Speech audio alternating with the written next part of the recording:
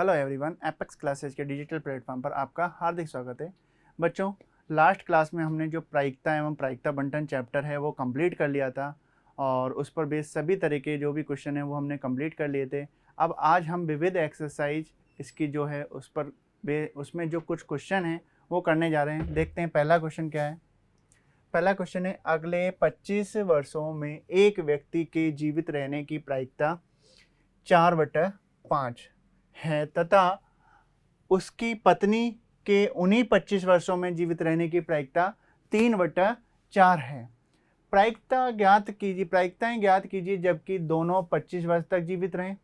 दोनों में से कम एक 25 वर्षों तक जीवित रहे, केवल पत्नी 25 वर्ष तक जीवित रहे। ये 3 क्वेश्चन है। देखिए क्या क्या दे रखा है, पहले वो लिख लेते हैं हम।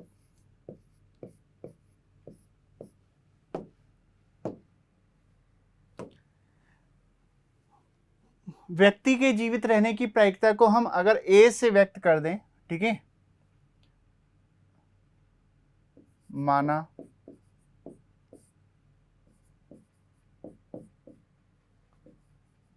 व्यक्ति के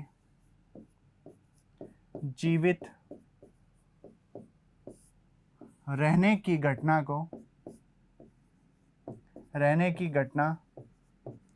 को कैपिटल ए से तथा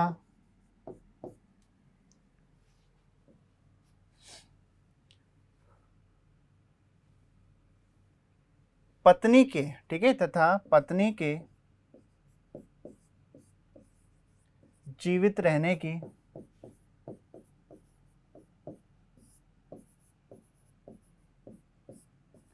घटना को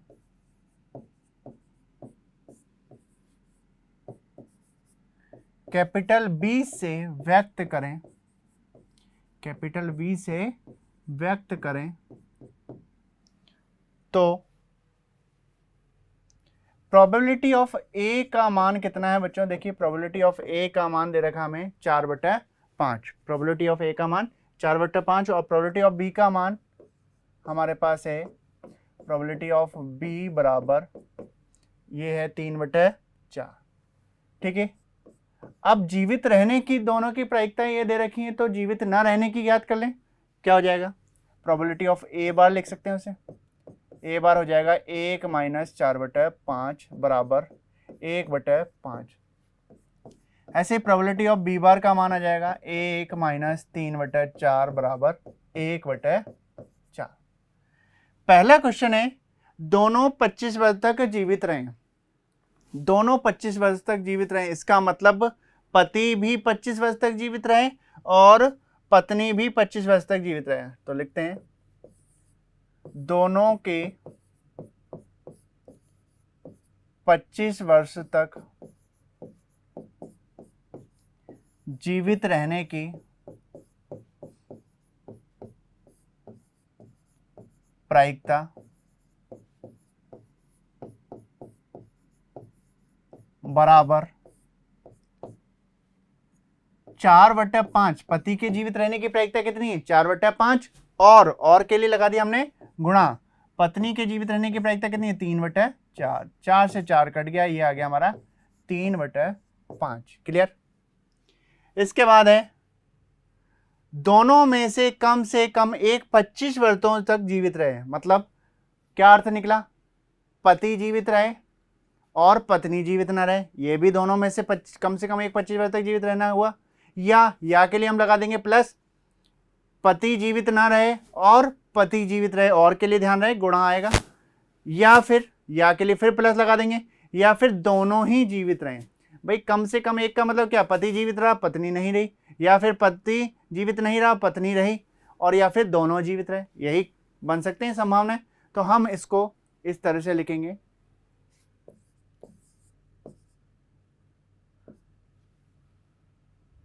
दोनों में से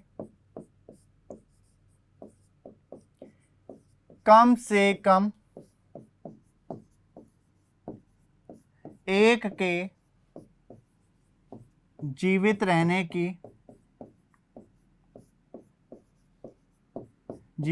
की प्रायिकता ये हो जाएगी पति के जीवित रहने की प्रायिकता इंटू पत्नी के जीवित न रहने की प्रायिकता 1/4, या पति जीवित नहीं रहा तो 1/5 और पत्नी जीवित रही तो 3/4, या फिर दोनों ही जीवित रहे, यही बनेगा। 4 से 4 कट गया, यहां भी 4 से 4 कट गया, या फिर ऐसा करते हैं, काटते नहीं है, ऐसे लिख रहने देते हैं 4 4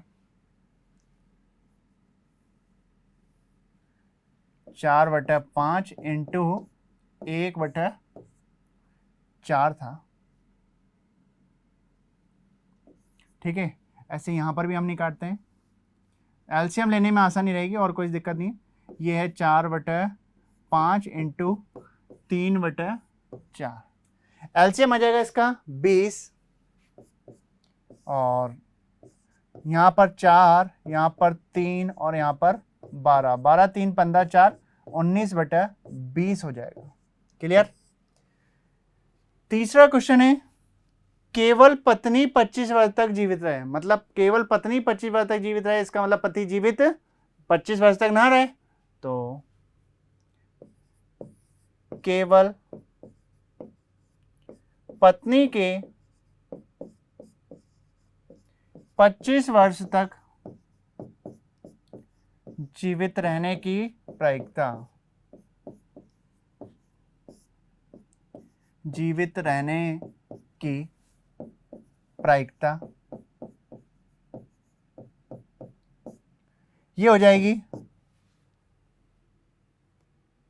कौन जीवित रहा, पति जीवित नहीं रहा और सिर्फ पत्नी जीवित रही, तो पति के जीवित न रहने की प्रायिकता 1/5 और पत्नी के जीवित रहने की प्रायिकता 3/4, तो ये हो गया हमारा 3/20 लास्ट आंसर। तो बात समझ में आ गई होगी बच्चों।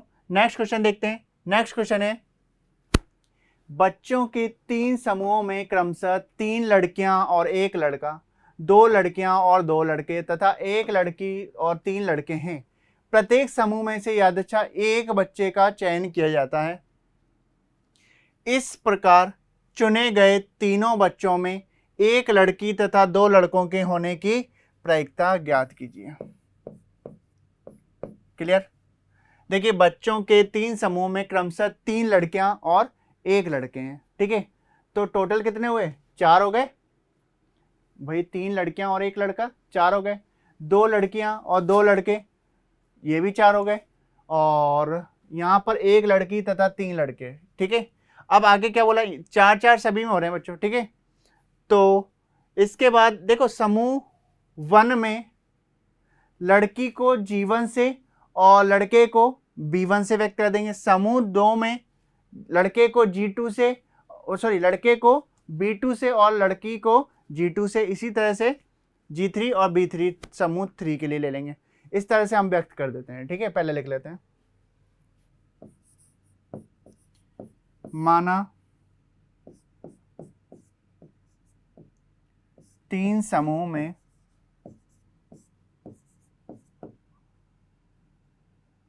लड़कों को क्रमशः B1, B2, B3 से तथा लड़कियों को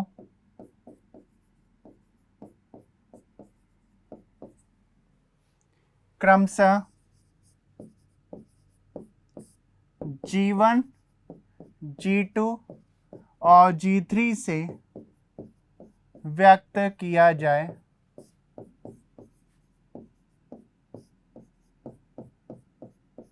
ठीक है, तो प्रोबेबिलिटी ऑफ, अगर B1 लिखूं तो क्या आएगा, देखिए प्रोबेबिलिटी ऑफ B1, समूह 1 में लड़के होने की प्रायिकता, लड़का कितना है 1 और लड़कियां कितनी है 3, तो 1/4 लिख दूं, कुल तो 4 ही है। और probability of probability of G1 लिखें तो लड़कियां कितनी है 3 और कुल कितने 4। इसी तरह से प्रोबेबिलिटी ऑफ B2 कितना हो जाएगा, दो लड़कियां हैं, दो लड़के हैं समूह 2 में, तो 2/4, 1/2, और प्रोबेबिलिटी ऑफ G2 भी 2/4, इसका मतलब ये भी 1/2 होगा। इसी तरह से प्रोबेबिलिटी ऑफ B3 ये हो जाएगा हमारा 3/4, ठीक है, और प्रोबेबिलिटी ऑफ G3 हो जाएगा 1/4। क्लियर? ये हमारे मान आ गए। अब इसके बाद लिखा है इस प्रकार चुने गए तीनों बच्चों में एक लड़की तथा 2 लड़कों के होने की प्रायिकता। 3 बच्चे चुने गए जिनमें एक तो लड़की होनी चाहिए और 2 लड़के होने चाहिए, ठीक है। अतः एक लड़की तथा 2 लड़के होने की प्रायिकता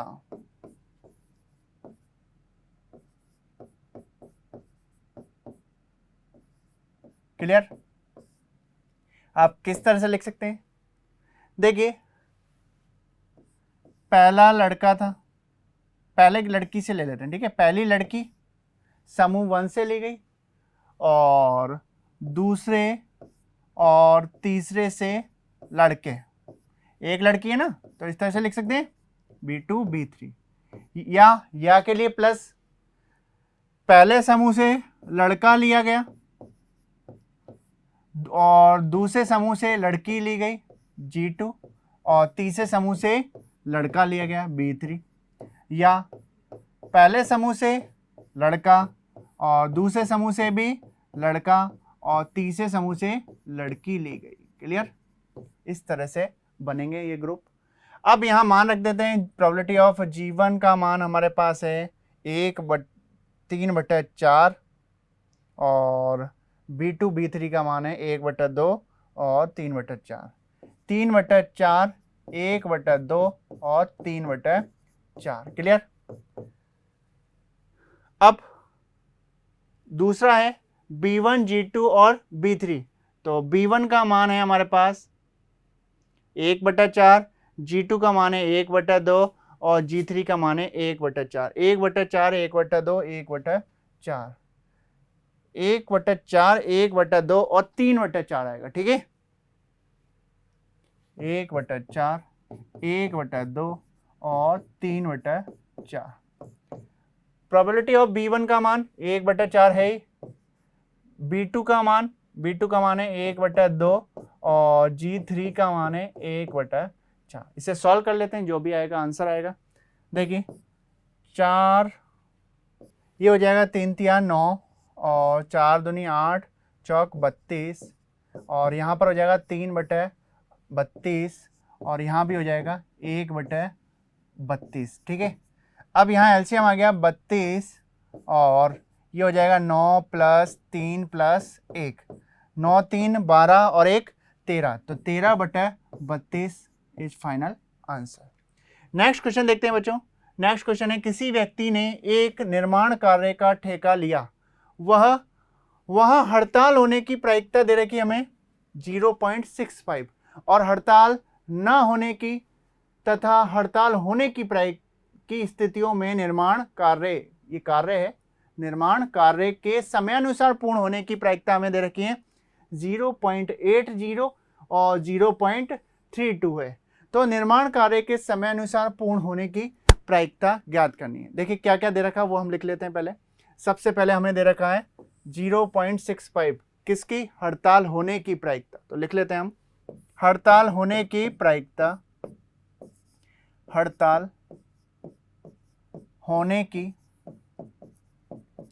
प्रायिकता ये होगी हमारी 0.65। क्लियर? अब हड़ताल होने की प्रायिकता 0.65 दे रखी है, तो हड़ताल ना होने की प्रायिकता कैसे ज्ञात करेंगे? एक में से घटा दें, लिख देते हैं हड़ताल ना होने की प्रायिकता, हड़ताल ना होने की प्रायिकता ये हो जाएगी हमारी 1 - 0.65, ये आ जाएगा हमारा 0.35। क्लियर। अब आगे बोला है हड़ताल न होने तथा हड़ताल होने की स्थिति में निर्माण कार्य के समयानुसार पूर्ण होने की प्रायिकता 0.80 और 0.32 है।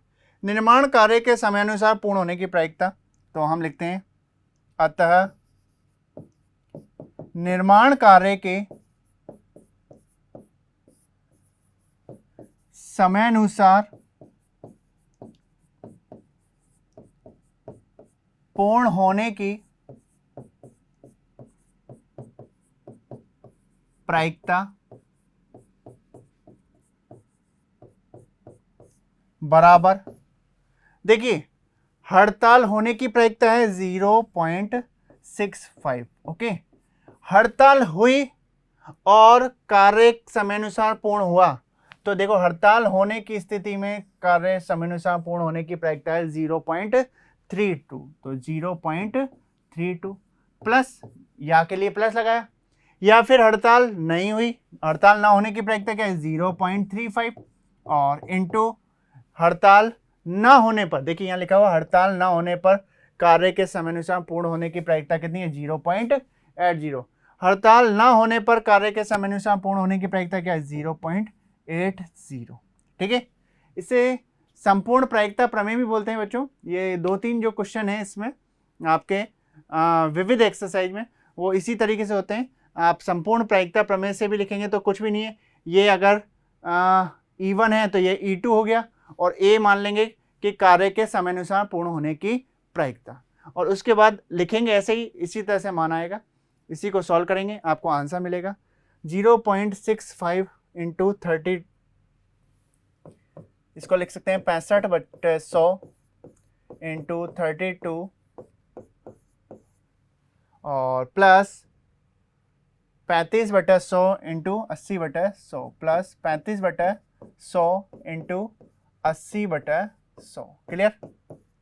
गुणा कर लेते हैं, 32 को अगर 65 से गुणा करेंगे तो कितना आएगा 65 इंटू 32, 2 पंजे 10, 2 छिंग 12 और 13, ये हो जाएगा 3 पंजे 15, 3 छिंग 18 और 19, 0 8 10 और 2, ये हो गया हमारा 20 80 प्लस, अगर इसको गुणा करेंगे तो 0 का 0, 8 पंजे 40 और 8 तिया 24 और 4 28 बटे 1 2 3 4, इन दोनों को जोड़ें तो कितना आएगा 0 8 और 8 और 2 और 2 4 बटे 1 2 3 4।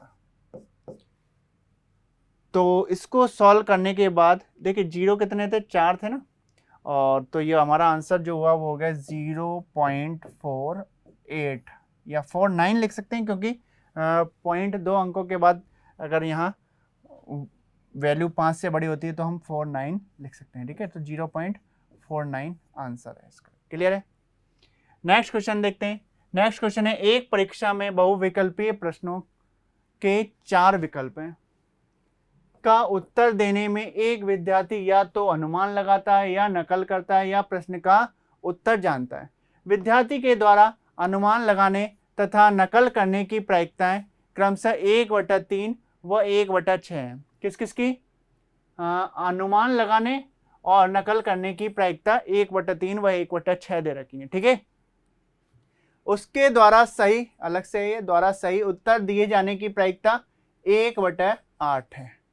उसके द्वारा सही उत्तर दिए जाने की प्रायिकता कितनी दे रखी है 1/8 दे रखी है, जबकि यह ज्ञात है कि उसने नकल की है।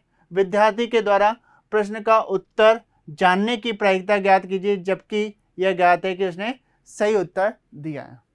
ठीक है, तो हम पहले यहाँ मानते हैं ये जो क्वेश्चन होगा बीज प्रमेय पर आधारित होगा।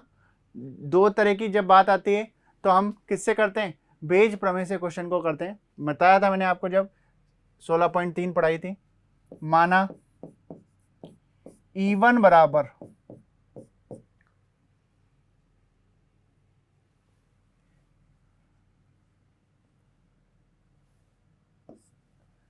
अनुमान लगाने को E1 मान लेते हैं, नकल करने को E2 और उत्तर जानने को E3 मान लेते हैं। ठीक है, तो ठीक रहेगा ना। हाँ, E1 मान लिया हमने, उत्तर का अनुमान लगाना। क्लियर। E2 मान लिया हमने, उत्तर का नकल करना, नकल करना। E3 उत्तर का जानना। क्लियर है। अब देखिए, अनुमान लगाने तथा नकल करने की प्रायिकता दे रखी है हमें 1/3 1/6। तो हम प्रोबेबिलिटी ऑफ E1 लिख लेते हैं 1/3, प्रोबेबिलिटी ऑफ E2 लिख लेते हैं 1/6। ठीक है, E3 निकाल लेते हैं। E3 कैसे निकाल सकते हैं? प्रोबेबिलिटी ऑफ हम जानते हैं E1 plus probability of E2 और प्लस प्रोबेबिलिटी ऑफ E3 का मान कितना होगा? 1 होगा। हम जानते हैं प्रायिकता बंटन का योग 1/3 1/6। प्रोबेबिलिटी ऑफ E3 का मान ज्ञात कर रहे हैं, तो प्रोबेबिलिटी ऑफ E3 का मान हमारे पास कितना आ जाएगा? 1 माइनस, इसको सॉल्व करेंगे तो 6 तो एलसीएम आएगा और यहाँ 2 प्लस 1 3/6 हो जाएगा। ये देखो, इसको सॉल्व करें तो कितना आएगा? यहाँ यहीं लिख देते हैं 6 2 प्लस 1। क्लियर। प्लस, तो प्रोबेबिलिटी ऑफ E3 हमारा आ गया 1 माइनस 1/2, मतलब 1/2 आ जाएगा। ठीक है, ये प्रोबेबिलिटी ऑफ E3 निकल आया। अब A मान लेते हैं हम, सही उत्तर देना। A बराबर उत्तर का सही देना। ठीक है, अब दे रखा है यहां पर उसके द्वारा सही उत्तर दिए जाने की प्रायिकता 1/8 है, जबकि यह ज्ञात है कि उसने नकल की है।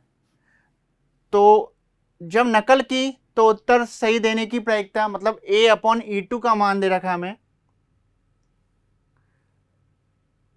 देखिए, हमें प्रोबेबिलिटी ऑफ A/E1 चाहिए रहेगा और A/E2 और A/E3 भी चाहिए।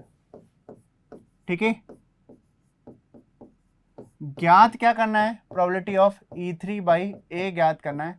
कैसे पता लग रहा है? देख लो, यहां पर देखिए, उसने सही उत्तर दिया, ये तो A हो गया। ठीक है, विद्यार्थी के द्वारा प्रश्न का उत्तर जानने की प्रायिकता, तो उत्तर जानने के लिए क्या है? E3 है, तो E3/A ज्ञात करना। अब सबसे पहले बात आती है A/E1, उत्तर का अनुमान लगाने पर उत्तर सही होने की प्रायिकता क्या होगी बच्चों? ऑप्शन 4 है, लिखा हुआ 4 विकल्प है, तो 4 विकल्प हैं, तो एक उत्तर सही अनुमानित रूप से किस कंडीशन में जा सकता है? उसकी टोटल विकल्प 4 हैं, तो 4 और एक सही है, इसका मतलब 1/4 प्रायिकता होगी। A/E2 उत्तर का नकल के लिए दे रखी है 1/8 प्रायिकता दे रखी है, 1/8 होगी। और A/E3 अगर वो उत्तर जानता है तो उत्तर के सही होने की प्रायिकता 1 होगी। भाई, अगर मैं उत्तर जानता हूं तो उत्तर सही लगाऊंगा, गलत थोड़ी लगाऊंगा, तो 100% सही लगाऊंगा, इसका मतलब 1 प्रायिकता हो जाएगी। ये हमें ज्ञात करना है। प्रोबेबिलिटी ऑफ E3/A क्या हो जाएगा? प्रोबेबिलिटी ऑफ E3 मान रख देते हैं यहां पर बेज प्रमेय में। प्रोबेबिलिटी ऑफ E3 का मान कितना है? 1/2। A/E3 का 1 बटे में यहाँ हो जाएगा E1 1/3, A/E1 1/4, E2 1/6, A/E2 1/8 और 1/2 इंटू 1। ये मान हमारे हो जाएंगे। अब इसको हमें सॉल्व करना है, इसका एलसीएम ले लेते हैं। देखिए, इसका एलसीएम कितना आएगा? एलसीएम पहले गुणा कर लें, चलो गुणा कर देते हैं पहले, ठीक है, फिर एलसीएम लेंगे। ये तो हो गया 1/2 बटे में यहाँ आएगा 1/12 प्लस ये होगा 1/48 और ये प्लस का बनेगा 2। ठीक है, तो वैसे तो दिखती बात है, इसका एलसीएम आ रहा है 48। ठीक है, और चाहो तो आप निकाल के देख लो, 12, 48 और 2, 2 छिंग 12, 2 दूनी 4, 2 चौक 8। ठीक है, 2 एकम 2, फिर 2 से दिया, 2 तिया 6, 12, फिर 3 से दे दिया, 3 एकम 3, 3 चौक 12, फिर 2 से, एक और बार 2 से देंगे तो 1 1, 2 दूनी 4 तिया 12, दूनी 24, दूनी 48, 48 इसका एलसीएम आ गया बच्चों। तो ये हो गया 1/2 और अपॉन में 48, 4 + 1 + 24, तो ये हो जाएगा 1/2 इंटू 48 बटे 24, 1 25 और 4 29। ठीक है, ये कट गया 2 से 24 बार, तो ये 24/29 इसका आंसर आ गया। क्लियर है? नेक्स्ट क्वेश्चन देखते हैं। किसी यादृच्छिक चर x का प्रायिकता बंटन प्रोबेबिलिटी ऑफ x निम्न है जहां k एक संख्या है। प्रोबेबिलिटी ऑफ x बराबर x दे रखा हमें, k x बराबर 0 पर k है, x बराबर 1 पर 2k है, x बराबर 2 पर 3k है और अन्य पर है 0। ठीक है, हमें ज्ञात करना है k का मान ज्ञात कीजिए। k का मान ज्ञात कर देते हैं। देखिए हम जानते हैं प्रोबेबिलिटी जो डिस्ट्रीब्यूशन होता है उनका प्रोबेबिलिटी समस्त प्रोबेबिलिटियों का योग 1 होता है। ठीक है, तो हम उसकी हेल्प से इसको क्वेश्चन को करेंगे। यहाँ लिख सकते हैं हम प्रोबेबिलिटी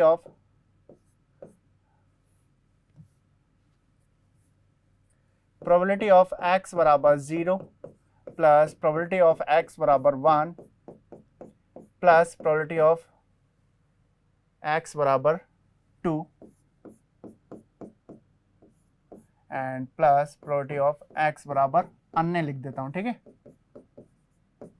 बराबर 1। 0 पर कितना है? k है। 1 पर कितना है? 2k, k 2k 3k और इस पर कितना आ गया? 0 है अन्य पर, बराबर 1। कितना हो गया? 6 हो गया, तो 6k बराबर 1, इसका मतलब k बराबर 1/6। क्लियर है? ये हमारा आ गया, ये k का मान निकल आया। पहला क्वेश्चन हमारा कंप्लीट हो गया इसका। फिर है प्रोबेबिलिटी ऑफ x < 2 ज्ञात करिए। x < 2 ज्ञात करना है, x < 2 ज्ञात करते हैं। प्रोबेबिलिटी ऑफ x < 2, इसका मतलब क्या होगा? प्रोबेबिलिटी ऑफ x बराबर 0 प्लस प्रोबेबिलिटी ऑफ x बराबर 1। देखिए k का मान 1/6 है, तो प्रोबेबिलिटी ऑफ x बराबर 0 यहां लिख लेता हूं अलग से। प्रोबेबिलिटी ऑफ x बराबर 0 का मान कितना होगा? 1/6 और प्रोबेबिलिटी ऑफ x बराबर 1 का मान कितना होगा? 1/3 हो जाएगा, है ना। तो इसको हम मान को यहां रख दें तो क्या हो जाएगा? 1/6 प्लस 1/3 और इसको सॉल्व करेंगे तो 6 एलसीएम 1 + 2 1/2 आ जाएगा। इसके बाद अगला सवाल है लेस देन इक्वल टू, तो इसमें 2 भी शामिल हो जाएगा और इसके बाद ग्रेटर देन इक्वल टू, तो ग्रेटर देन इक्वल टू वाला मैं कर रहा हूँ, आप ये ज्ञात कर लीजिएगा लेस देन इक्वल टू का। ग्रेटर देन इक्वल टू इसका मतलब क्या होगा? प्रोबेबिलिटी ऑफ x बराबर 2 and plus probability of x बराबर अन्य। क्लियर? अब x बराबर 2 का मान, ये k का मान 1/6 था, तो 1 बराबर 2 का कितना आएगा? 3k था ना, तो 1/2 आ जाएगा। यहां पर लिख सकते हैं आप प्रोबेबिलिटी ऑफ x बराबर 2, हमारा 3k था तो 3 × 1/6 मतलब 1/2। ये 1/2 हो गया, प्लस अन्य ये 0 है, इसका मतलब इसका आंसर आएगा 1/2। क्लियर है? बात समझ में आ गई होगी। ठीक है, नेक्स्ट क्वेश्चन देखते हैं। नेक्स्ट क्वेश्चन है हमारा, एक व्यक्ति यादृच्छिक चर x के सभी ऋणोत्तर पूर्णांक, ऋणोत्तर पूर्णांक का मतलब आप जानते होंगे वैसे। देखिए ऋणोत्तर का मतलब ऋणात्मक नहीं। ठीक है, अगर कहीं शून्यत्र बोलता है तो शून्य नहीं। ओके, मान ग्रहण कर सकता है तथा चर x की मान r के ग्रहण करने की प्रायिकता अल्फा पे घात r के समानुपाती है। समानुपाती है जहां 0 less than alpha less than 1, मतलब जो अल्फा है उसका मान 0 से बड़ा और 1 से छोटा है, तथा तब यहां तक नहीं है, तब प्रोबेबिलिटी ऑफ x बराबर 0 हमें ज्ञात करना है। देखिए पहले तो प्रश्नानुसार एक लाइन लिख देते हैं। प्रश्नानुसार प्रोबेबिलिटी ऑफ x बराबर r, बोला हुआ इसने,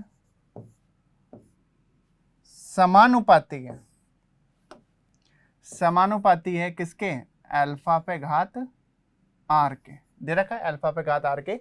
ये ध्यान रहे ये समानुपाती का चिन्ह है और ये अल्फा है, थोड़ा एक जैसा लग रहा है इसलिए थोड़ा सा मैं इसको घुमा देता हूं, ठीक है, ये अल्फा। अब हम जानते हैं, फिजिक्स में भी पढ़ते आए हैं, केमिस्ट्री वगैरह सब में पढ़ते हैं कि अगर हम समानुपाती हटाते हैं तो समानुपाती स्थिरांक यूज करते हैं। तो हम यहाँ समानुपाती स्थिरांक यूज कर लेते हैं के, ये बराबर लगा दिया तो यहाँ समानुपाती स्थिरांक के यूज कर लिया, के अल्फा पे घात r, ठीक है, क्लियर है। अब प्रोबेबिलिटी ऑफ x बराबर 0 की अगर हम बात करें तो ये बनेगा के अल्फा पे घात 0 बनेगा, ठीक है। इसका मतलब प्रोबेबिलिटी ऑफ x बराबर 0 कितना होगा, अल्फा पे घात 0 मतलब 1, इसका मतलब k होगा। और इसी तरह से प्रोबेबिलिटी ऑफ x बराबर अगर 1 की बात करूं तो कितना आएगा, k अल्फा पे घात 1 आएगा, मतलब k अल्फा आएगा, ठीक है। इस तरह से हमें नहीं पता कहाँ तक जाना है, आगे ऐसे चलते रहेंगे, अनंत तक जाएंगे। तो हम इस तरह से लिख सकते हैं, देखिए चूंकि प्रोबेबिलिटी ऑफ x बराबर 0 प्लस प्रोबेबिलिटी ऑफ x बराबर 1 प्लस प्रोबेबिलिटी ऑफ x बराबर 2, ऐसे डैश डैश करके कुल मिला के प्रायिकता बंटन का योग तो एक ही होता है। इसका मान कितना आया, k आया, इसका कितना आया, k अल्फा आया, इसका k अल्फा स्क्वायर आएगा, इस तरह से आता रहेगा, बराबर 1। इसमें से k कॉमन ले लें तो ये बन जाएगा 1 प्लस अल्फा स्क्वायर बराबर 1, क्लियर। अब हम ये देखिए अनंत गुणोत्तर श्रेणी बन रही है, और अनंत गुणोत्तर श्रेणी के पदों का योगफल आपको याद होगा, s बराबर 11th क्लास में पढ़ा आपने, a/1 - r होता था, जहां a तो प्रथम पद होता है और r सार्व अनुपात होता है। तो हम ये यूज कर लेते हैं, a का मान कितना है 1/1 - r, r कितना होगा, अल्फा होगा, बराबर 1। तो यहां से k का मान हमारा निकल आया, क्रॉस मल्टीप्लाई करते हैं, 1 - अल्फा।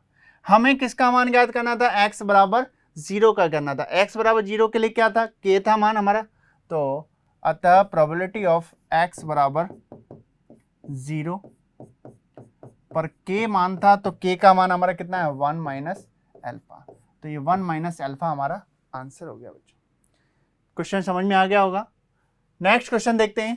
नेक्स्ट क्वेश्चन है, माना x एक यादृच्छिक चर जो मान x1 x2 x3 इस प्रकार ग्रहण करता है कि ये प्रोबेबिलिटी दे रखी है, चर x का प्रायिकता बंटन ज्ञात कीजिए, क्लियर है। अब देखिए यहां पर हमें एक बस ये संबंध दे रखा है, इसके हेल्प से हमें क्वेश्चन को करना है।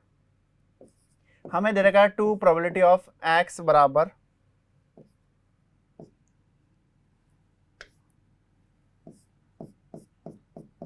x1 plus 2 probability of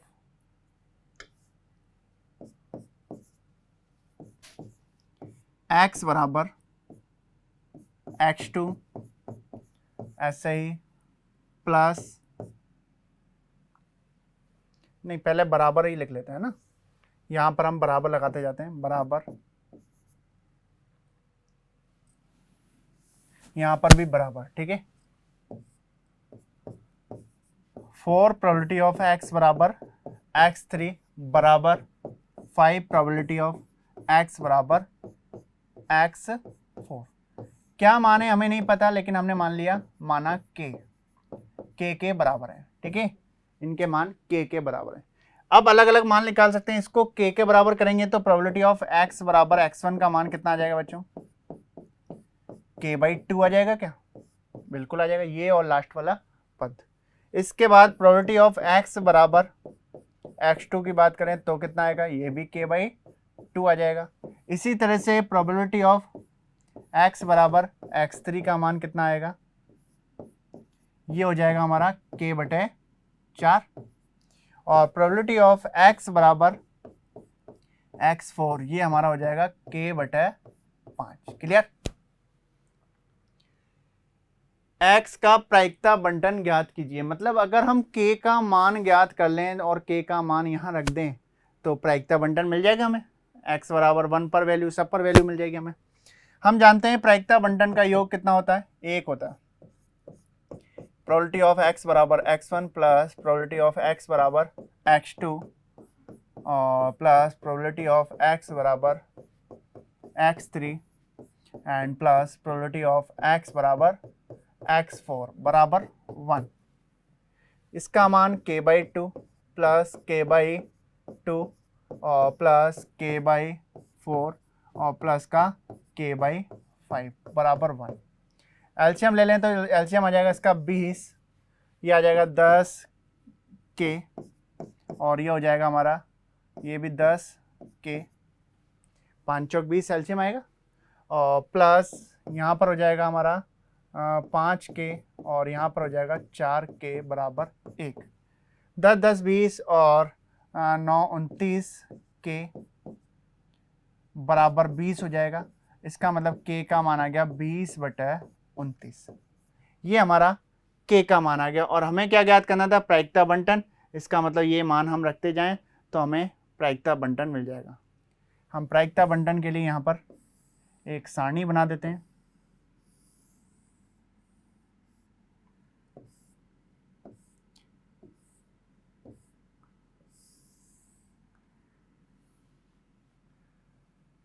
x और px इस तरह से लिख देते हैं। अब यहां पर हम मान रखेंगे किसका, यहां पर हम मान लिख सकते हैं k का मान रखेंगे तो x बराबर x1 के लिए k का मान हमारे पास क्या, देखो क्या था, k का मान था 20/29। तो 20/29 इंटू x बराबर x1 पर 20/29 इंटू 1/2 करेंगे तो कितना हो जाएगा, 10/29 आ जाएगा। और x बराबर x2 की बात करें तो भी 10/29 हो जाएगा। x बराबर x3 की अगर बात करें तो कितना होगा, ये हो जाएगा हमारा k/4 है, तो 20 से कट गया तो ये 5/29। और लास्ट है x बराबर x4, इसका मान हमारा कितना हो जाएगा 20/29, तो ये है, और यहाँ से कटेगा तो 5 चौक 20, ये आ जाएगा हमारा 4/29। ध्यान दीजिएगा प्रायिकता बंटन का योग 1 होना चाहिए, जोड़ के देख लो 10 10 20 5 25 4 29, 29/29 1 हो जाएगा। इसका मतलब ये हमारा प्रायिकता बंटन जो बना है वो सही है। तो ये थी हमारी आज की क्लास, और जिसमें हमने जो प्रोबेबिलिटी चैप्टर है बच्चों वो कंप्लीट कर लिया है पूरी तरह से। और अब आप इसके क्वेश्चन करके देखिएगा, नोट कर लीजिएगा पहले ये क्वेश्चन, और उसके बेस पर जो भी एग्जाम्पल या क्वेश्चन बचे हैं उनको आप करके देखिएगा, कंफर्म वो पूरे आप कर पाएंगे। मिलते हैं नेक्स्ट क्लास में नेक्स्ट एक्सरसाइज के साथ। Thank you so much. Subscribe करें हमारा apex classes edutech YouTube channel, साथ ही बेल आइकन को क्लिक करना बिल्कुल ना भूलें, ताकि आगे आने वाले सभी यूट्यूब वीडियोस की अपडेटेड नोटिफिकेशंस सबसे पहले आपको मिले। Apex classes edutech, subscribe now.